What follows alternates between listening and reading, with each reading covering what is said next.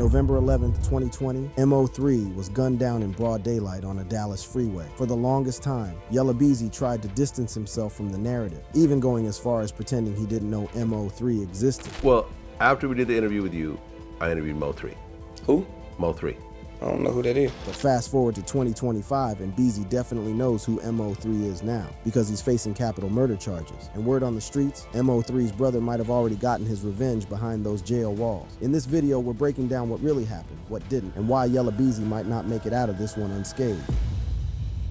Yella Beezy behind bars and the revenge rumors. So check it. The Dallas rap scene got flipped upside down when Yella Beezy was arrested on March 20th, 2025 and hit with capital murder charges. The streets have been talking since 2020 when MO3 got bodied, but nobody expected Beezy to catch a case like this. The DA ain't playing games either. They're saying Beezy put a bag on MO3's head and hired a hitman named Quan White to carry out the hit. When Beezy got booked into Dallas County Jail, the judge initially set his bail at a staggering $2 million.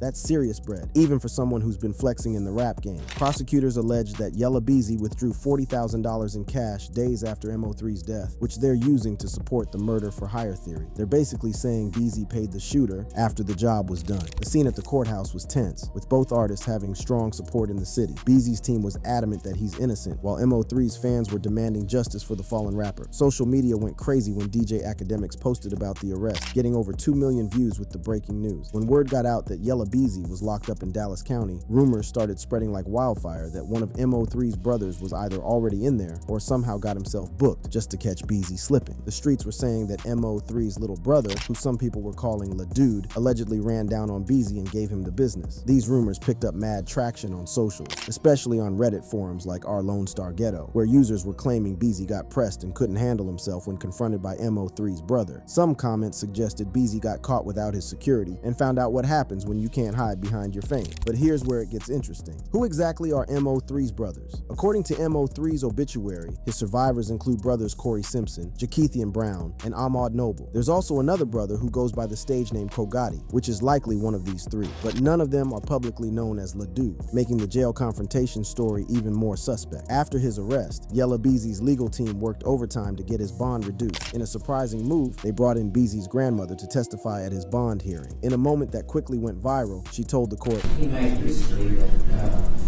if he could make a $2 million bond, he'd be out. When the prosecutor suggested there's a difference between ability to pay and choosing not to pay, his grandmother clapped back. I'm not worried about all of those things, but I know you don't want to be in there, so I know he could afford it, he'd be out. The strategy worked. On March 28, 2025, after just 8 days behind bars, Yella Beezy was released on a reduced bond of $750,000 with conditions including house arrest and no contact with witnesses. When Beezy stepped out of county, there were no visible signs of any injuries or altercations, contradicting the rumors that he'd gotten jumped. But the short stay didn't stop the internet from running with the revenge story. The narrative fits perfectly into hip-hop's code of street justice. If someone takes out your brother, you're expected to slide. This expectation is so ingrained in street culture that people almost wanted the revenge story to be true, whether it happened or not. Let's keep it a buck though. There's no solid evidence that any confrontation went down. High-profile inmates like Beezy are usually kept in protective custody, specifically to prevent these types of incidents. Plus, if something serious had popped off, it likely would have affected his bond hearing or resulted in additional charges. What we do know about MO3's brothers is that they've been relatively low-key compared to their famous sibling. Kogati has released tribute songs like Lo Sama, Tip MO3,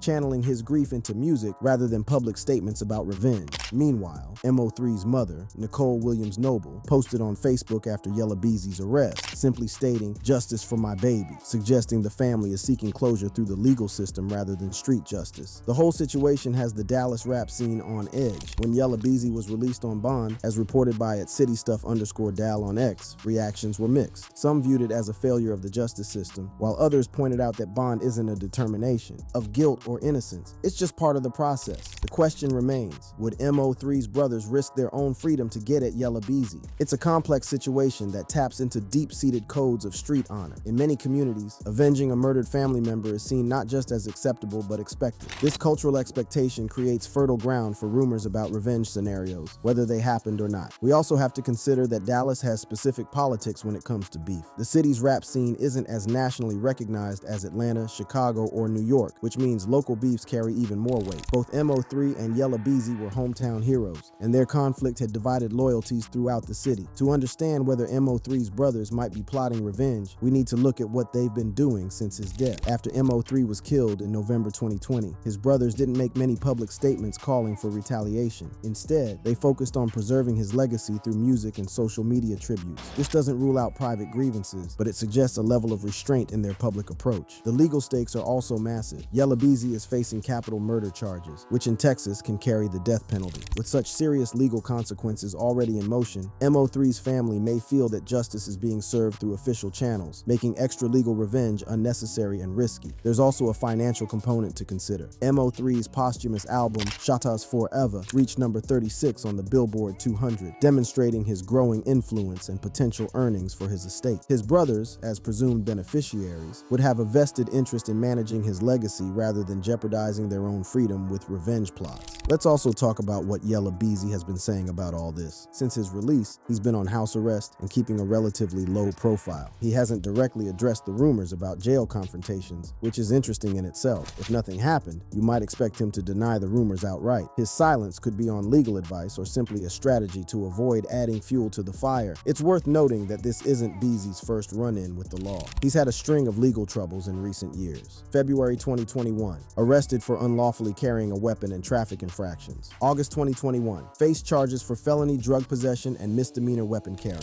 November 2021, charged with child endangerment, weapon possession, and sexual assault. The sexual assault and child endangerment charges were later dropped. May 2022, arrested again related to the sexual assault charge before those charges were dismissed. He's also facing a civil lawsuit from Brandon Rainwater, MO3's manager, who sued Yella Beezy for assault, seeking $1 million in damages after an alleged beating outside a Dallas strip club. This history of legal issues might make some people more inclined to believe rumors about jail confrontations, viewing them as a continuation of a pattern of conflict. The current capital murder case is by far the most serious legal issue Beezy has faced. According to court documents, prosecutors are alleging that Yella Beezy hired Q and White to kill MO3 and paid him for the hit. White was previously identified as the shooter and was already facing charges in connection with the murder. A second suspect, Devin Maurice Brown, was also indicted in April 2021, with cell phone data allegedly placing him near MO3's location before the shooting. This case has sent shockwaves through the Dallas rap scene and beyond. Fans are left wondering about the long history between these two artists and how a music beef could have escalated to such tragic consequences. The legendary beef between Mo3 and Yella Beezy.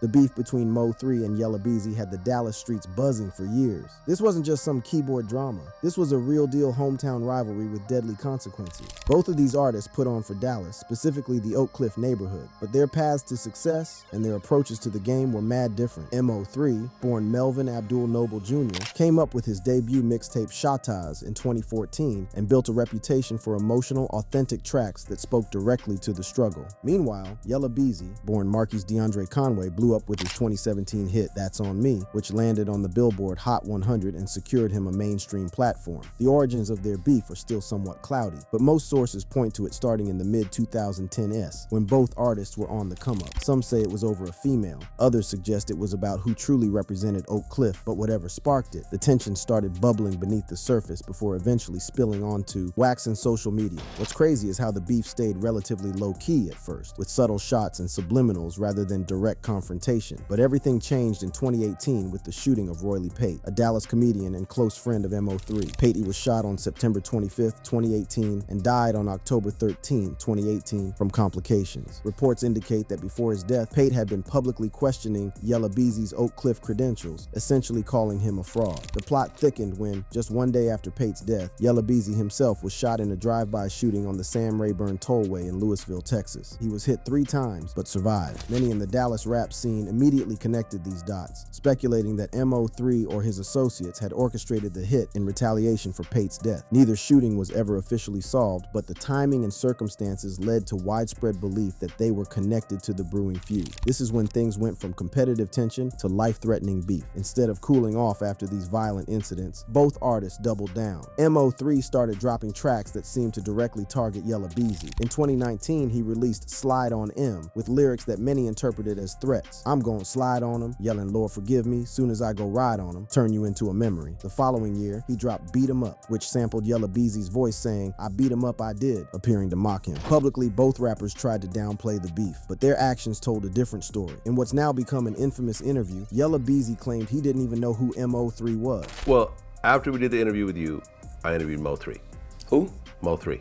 I don't know who that is. When pressed further, Beezy doubled down, stating, Ever heard of I him? know everybody from my city making noise. This cap was so blatant it almost seemed strategic, a way to diminish MO3's status by acting like he wasn't even on Beezy's radar. But given what happened later, this dismissive attitude takes on a much darker tone. The tensions continued to simmer, and in February 2020, things escalated again when Yella Beezy was allegedly involved in an assault on MO3's manager, Brandon Rainwater, at V-Live Strip Club. This incident led to a $1 million lawsuit against Beezy. The beef had now extended beyond the two artists to include their entourages and management teams. Then came the tragic day that changed everything. On November 11, 2020, MO3 was gunned down on Interstate 35 in Dallas in broad daylight. According to police reports, he was driving northbound when another vehicle began following him. MO3 reportedly tried to escape, getting out of his car and running on the highway, but the gunman chased him down and shot him multiple times. An innocent bystander was also shot but survived. The shocking nature of the murder, a brazen daylight shooting on a major highway, stunned fans and fellow artists. It was clear this wasn't a random act of violence, but a targeted hit. In December 2020, police arrested Q and Dontrell White and charged him with MO3's murder. Later, in April 2021, a second suspect, Devin Maurice Brown, was also indicted, but the biggest bombshell would come years later, when on March 20th, 2025, Yella Beezy was arrested and charged with capital murder for allegedly hiring White to kill MO3. This development shocked even those who had been following the beef closely. While many had speculated about Beezy's potential involvement, few expected formal charges to be brought nearly 5 years after the murder. What's wild about this beef is how it reflects deeper issues in hip-hop culture. Competitive rivalry is a cornerstone of rap, with battle raps and diss tracks being celebrated art forms. But when does artistic competition cross the line into dangerous territory? The MO3 and Yella Beezy situation shows how quickly things can escalate from wax to real-life violence. There were numerous opportunities for this beef to de-escalate. In a 2019 interview, MO3, despite the ongoing tension, suggested that the beef wasn't as serious as people made it out to be. If both parties had taken steps to squash their issues, perhaps the tragic outcome could have been avoided. Looking at how the beef played out on social media adds another layer to the story. Fans took sides, amplifying tensions with comments and speculations. After MO3's death, Yella Beezy faced intense scrutiny and accusations from fans, with many directly blaming him for the murder long before any official charges were brought. One Reddit user noted, after MO3 died, nobody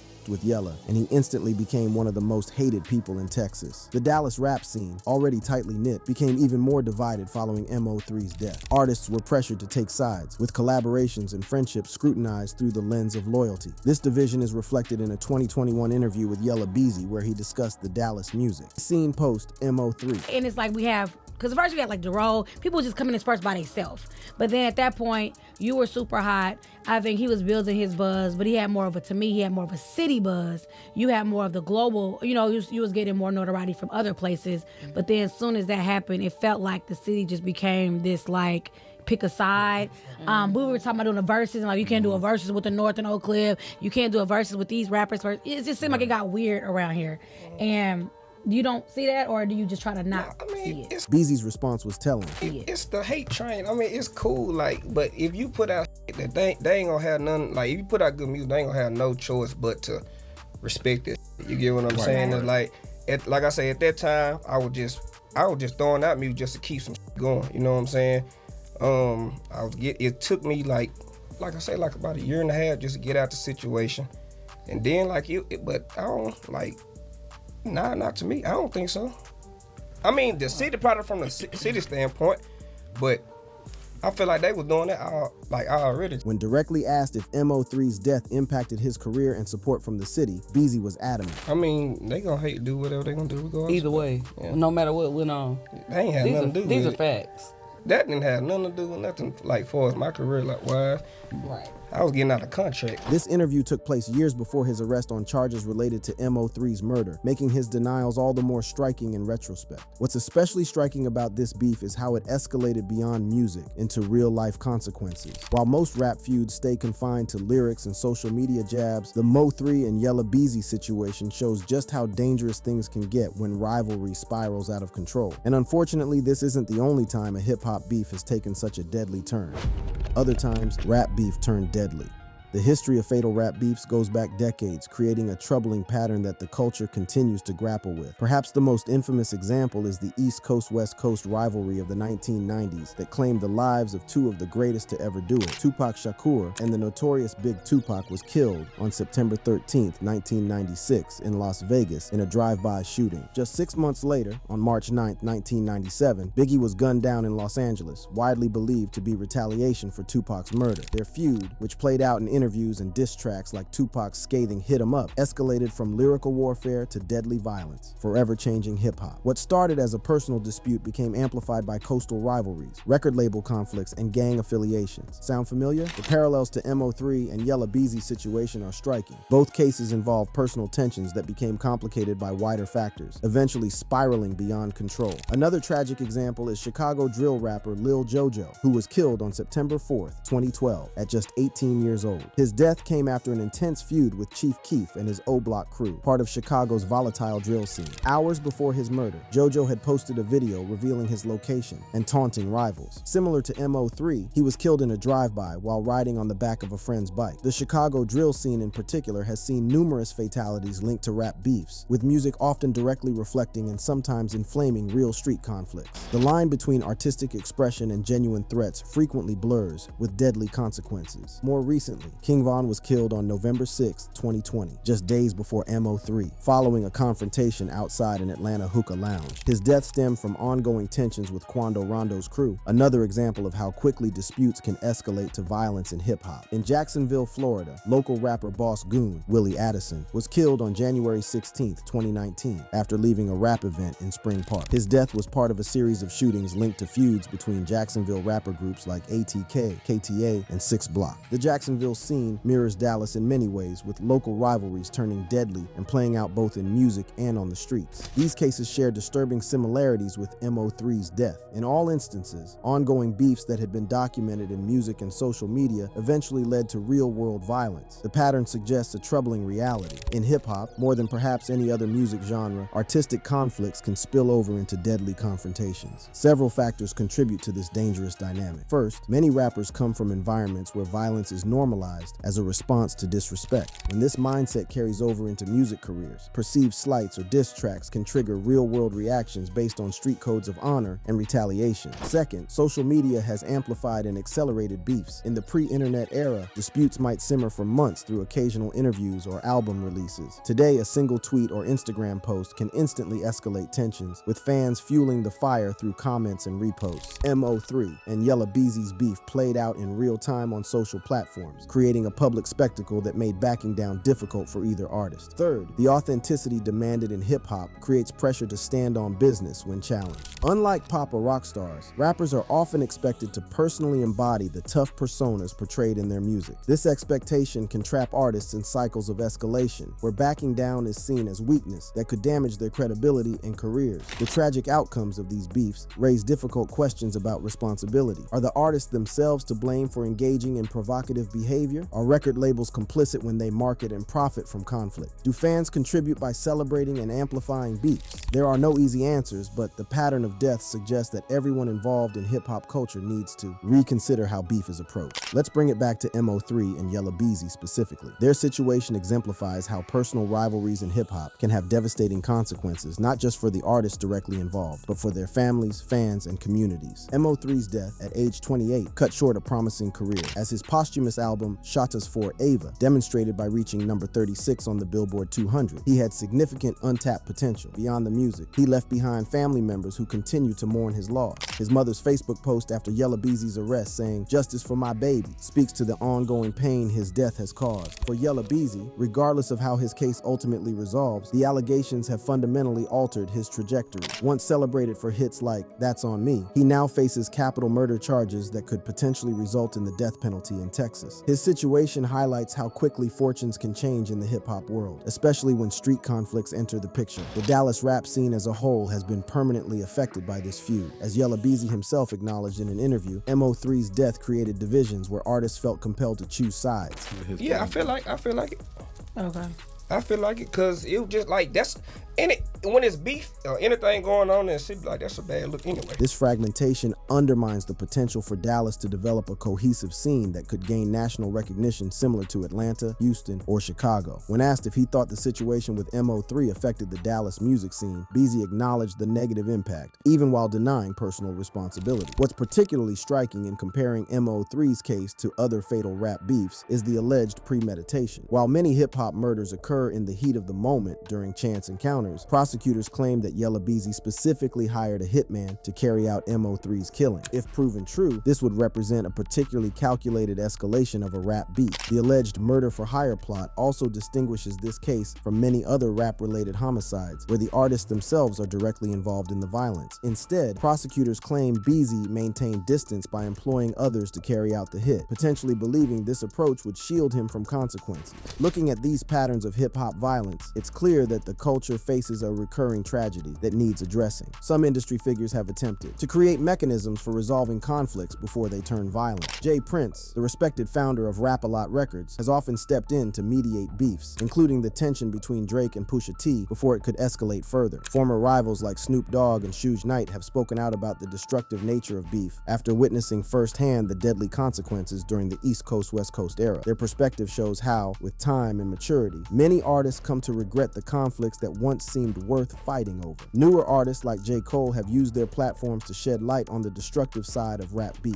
In his track 1985, Cole delivers a cautionary message to younger rappers, warning them about the long-term consequences of chasing conflict and clout. What's particularly sad about these fatal beefs is how often they stem from relatively minor issues that escalate beyond reason. In many cases, including potentially MO3 and Yella Beezy's situation, the initial conflict could have been resolved through conversation or even mediation from respected third parties in the industry. The desire for street credibility and the fear of being perceived as weak create barriers to peaceful resolution. As one Reddit user commented, there needs to be some kind of transition program for rappers when they sign their deal. Too many ruin their lives and others because they can't let the streets go. This observation highlights how difficult it can be for artists to balance commercial success with street expectations. In Yella Beezy's case, his commercial breakthrough with That's On Me had put him on a trajectory toward mainstream success, with features from artists like Chris Brown. The allegations that he risked this success by orchestrating a hit on a rival suggest how powerful the pull of street conflicts can be, even for artists who have made it by conventional standards. The ongoing investigation into MO3's death continues to uncover layers to the story. While Q and White was identified as the shooter and Devin Brown was also charged in connection with the murder, Yella Beezy's alleged role as the orchestrator represents the most shocking development. It suggests a level of behind-the-scenes maneuvering that recalls the still unsolved murders of Tupac and Biggie, where questions about who ordered the hits remain unanswered decades later. Fan reactions to these tragedies often reflect the divided loyalties that characterize hip-hop beefs. After Yella Beezy's arrest, social media exploded with comments ranging from shock to vindication. On platforms like X, formerly Twitter, users expressed their surprise with comments like, "Damn it, man, MO3 was on the rise, bro, really had a unique sound, RIP," while others condemned the alleged actions with statements such as, "It's just volunteering to spend their life behind bars at this point." On Reddit, the reactions were similarly passionate. One user wrote, "God is good. Every single person involved in the death of Mo3 needs to put underneath the jail expeditiously," reflecting a strong desire for justice. For Mo3's family, especially his brothers, Yella Beezy's arrest may represent a step toward closure through official channels. Instead of fueling the cycle with retaliation, they seem to be pursuing justice through the legal system. It's a quieter approach, far less dramatic than the revenge narratives fans might expect, but one that could finally break the deadly pattern that's taken too many lives in hip-hop. But is this really the path they'll stick to? That's the part we don't know yet, because in the streets, nothing is ever certain. Thank you for watching. If you enjoyed watching this video, click on one of the boxes playing on your screen to watch more similar content.